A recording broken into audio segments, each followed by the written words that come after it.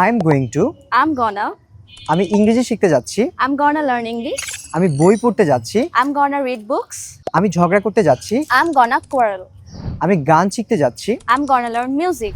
Nice, মনে রাখবেন কখনো কোনো কিছু আমি করতে যাচ্ছি তখন আমরা গোয়িং টু ব্যবহার না করে গানা ব্যবহার করব।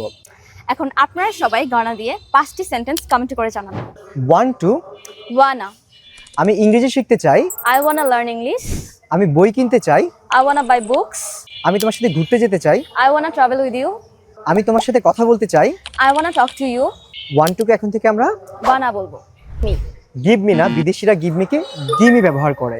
যেমন ফোনটি দাও, Give me the phone. ল্যাপটপটি দাও, Give me the laptop. আমাকে এক গ্লাস পানি দাও। Give me the glass of water. তাহলে এখন থেকে মনে রাখবো বিদেশিদের মতো কথা বলতে আমরা গিভ মি না ব্যবহার করে কি বলবো? Give me. গিমি। গিমি 5 বার প্র্যাকটিস করেন। Gimme, gimme.